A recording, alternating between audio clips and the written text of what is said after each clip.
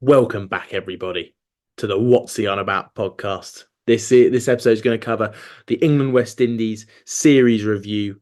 We're going to have a little look at and think about England's selection, how that's gone, positives and negatives of the series, and a couple of extra bits to go on top of that. So, as you're listening, as you're driving, as you're having a snack, ask yourself, what is he on about?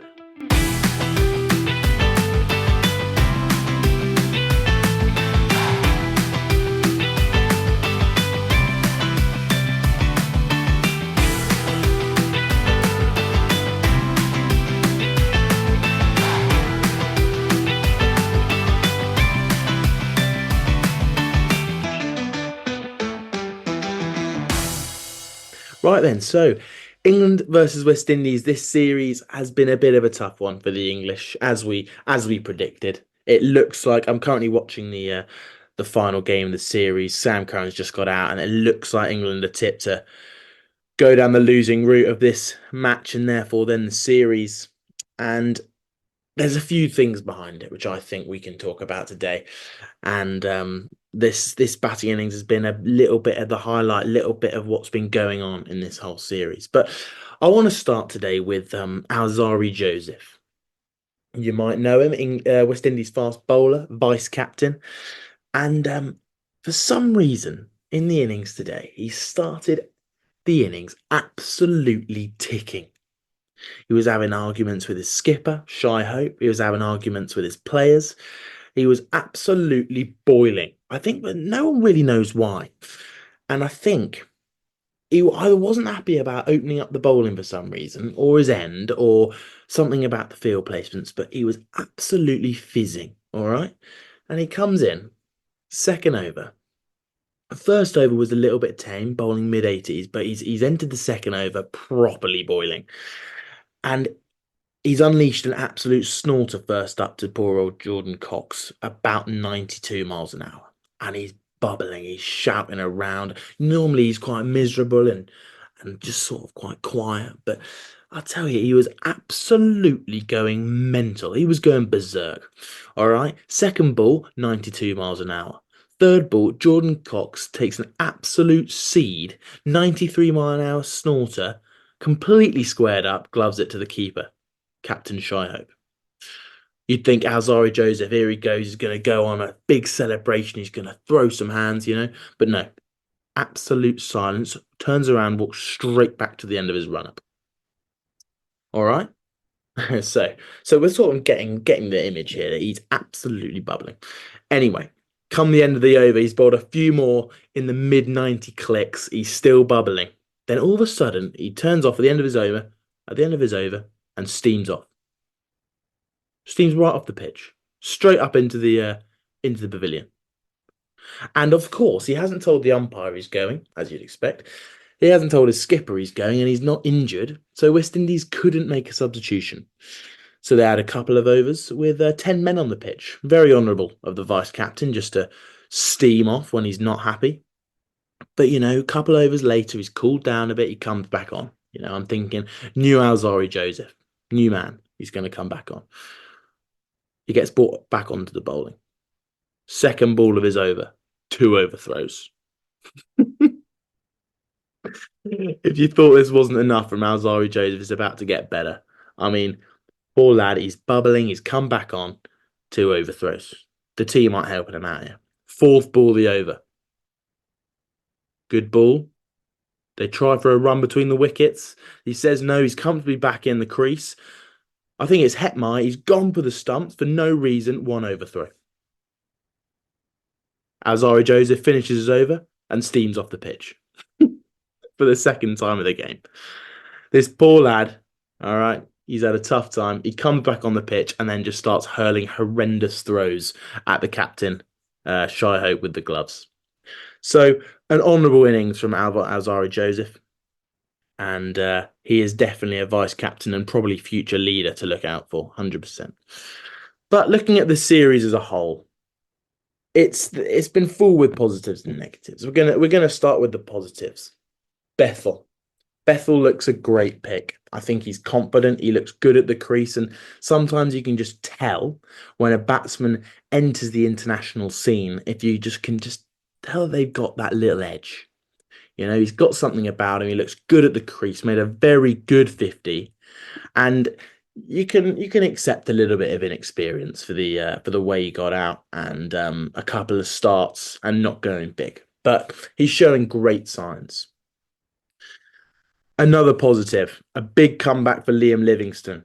I mean, he showed great resilience coming back from getting dropped in the series in Australia, and he's come back in as captain, and he hit a sensational 100 in the second innings to win the game in the second ODI to win the game for England and get them a chance of winning the series.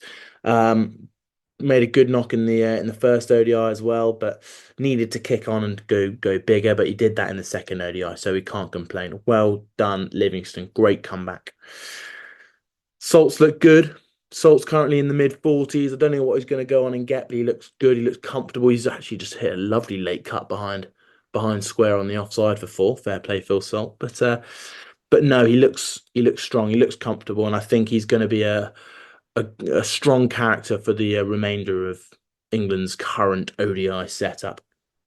So good from Salt. He's played a versatile innings today, going at 50 strike rate, his lowest ever strike rate when not getting a duck in all 50 over cricket.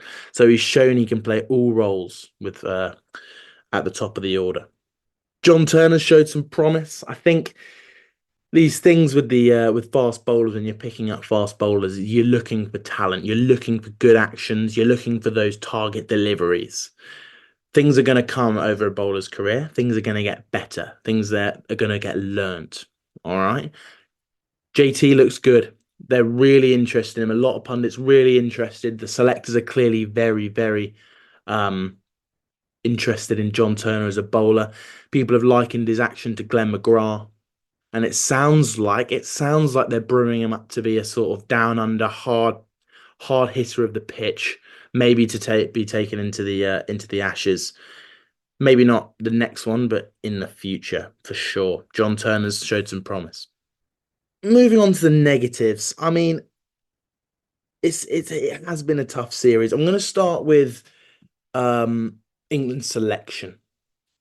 Um, they've showed that they want to pick talent over experience, and that's fine to a degree. However, when you pick your talent and you pick them in the teams, you've got to give them good chances. All right. Jordan Cox and Bethel have been given good chances, but I just want to shout out Dan Mosley here, or Mosley. He is a batter who bowls a little bit, and he's getting put in that impossible position of batter number seven. And you really struggle for him because I worry that this is going to be the only chance he's going to get to play. And he's coming in at seven, an impossible time to bat. You know, you're waiting around for ages and you've got to deal with such tricky situations. I mean, he's come in today with about 25 overs left on the game. And he probably started the day thinking he'd be pinch hitting at the end, but it's completely not his role. You know, he's having to dig deep. And I worry that he spent the two first games hoping for a good go, didn't get it. And then, he was in with a chance of getting in within the first 5 overs in the third ODI and then had to wait with his pads on for 20 overs. And now he's got a really tricky gig to rebuild this innings. So I do feel bad for Dan Mosey. I don't think he's been selected correctly. I would much prefer he'd been left out for the first two games and then maybe brought in for Jordan Cox as a higher batting role. But no, I think, especially with the England selection, it felt like they were trying to shove so many debutants into the team. You know, they had four debutants in that first team, and at what point is that too much? I mean, you've got before Livingston got his 100, only one other person in that team had an ODI 100, and that was Phil Salt. You know that you've got to get this balance of talent, inexperienced talent, and experience. You've got to get that balance because otherwise, just like in the first ODI, you're getting people getting out in silly ways. It was clearly a tricky pitch, but it's a tricky pitch you've got to make 250 on. And they really struggled to get the score up in the end because seven of the top eight were all caught playing cross-batted shots, playing leading edges. It wasn't the pitch for those shots. And I think experienced batters would have come in and they'd have said, I need to make sure I'm here for the final 5 or 6 overs. And no one was there to do that. Jordan Cox, I mean, I struggle to see what the selectors have seen in him so far. I'm sure he's a brilliant player. I'm not attacking the player at all. But we take a look at his list day record. Are you ready for this? Jordan Cox, he's been picked for the ODI squad on these records. List day cricket. He's played 4 innings, 4 innings at an average of 24. 4 innings in 50 over cricket professionally. I think that's astounding that he's been brought in to bat three. It's not only unfair on the people who are performing brilliantly in the 50 over cup, but it's also a little bit unfair on Jordan Cox. He's clearly a talented player, but you can't get a talented player who's that inexperienced at 50 over cricket at the highest level and send him on an away tour to go and bat at three at the likes of Alzarri Joseph, who's absolutely bubbling, bowling 95-mile-an-hour bouncers. It's the first time he would probably have ever faced that in his life. It's unfair on him, and it's unfair on players who are performing well in 50 over cricket. So at what point is this talent spotting becoming too far? On the other hand, you've got two sides of the coin here. You've got Jordan Cox, who's probably getting picked too early in his career, and you've got Jacob Bethel, who's getting picked at the age of 21 and looking seriously good. So there's that argument to be had there of, are we doing too much talent spotting and not enough experience picking? Or are we actually getting it right? Is this actually a good chance to try these young players to build up the next generation? So that is the main argument. Experience versus talent. And especially as Brendan McCullum starts to grab hold of this 50 over team, it's going to be really interesting to see the direction he takes in terms of what he does with his selection. Because you've got some great players who are out injured and you've got some young lads coming through. So it's a really interesting time for the 50 over team. And I reckon they'll keep going down the route of talent spotting. Hopefully Jordan Cox can keep getting a go and they show faith in him because he will come good. In balance of this ODI series, I think we've just got two inexperienced team, and the ones that are deemed experienced really don't have that much experience under their belt. I mean, your highest ODI run scorer in the team for the first Test match for the first ODI was Adil Rashid. Adil Rashid, highest run scorer, batting at 10. So you've got to get that balance, and I don't think they got it right. So looking back at my prediction, which was England are going to get beaten in this series, it looks like they're suffering right now in the ODI that I'm watching, but I think they just got it wrong this series, unfortunately. We needed more experienced players to really get that balance correct. So looking forward to the T20 series, I think that England will suffer again. I think it's going to be tricky for them, and I think that the inexperience might deem challenging. It's just in those, it doesn't matter when it's a nice, easy deck. You can chuck out as much talent as you want on those easy decks. But when you've got tricky decks where maybe 150 is a great score, you need to see these inexperienced lads really dig deep, understand the game situation, and take it to the end. You've got so many lads in this team who are good, but they don't have the experience to be able to lock in for the 50 overs that we've seen in this series or the 20 overs that we are going to see in the upcoming series. So it'll be really interesting to see how that plays out and where England can take this team that's very youthful and move them forward. So I think West Indies will win the T20 series, but I think it'll be close just as this one was. But England can do better because this is a decent West Indies side, but they're not special. And England, in theory, no disrespect to the West Indies, should be beating them. So that's my ODI preview.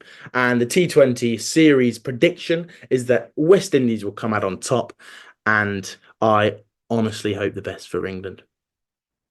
So have a good week, and I hope you enjoyed this podcast. And I hope you asked yourself, and maybe it got answered this time, what is he on about? Cheers.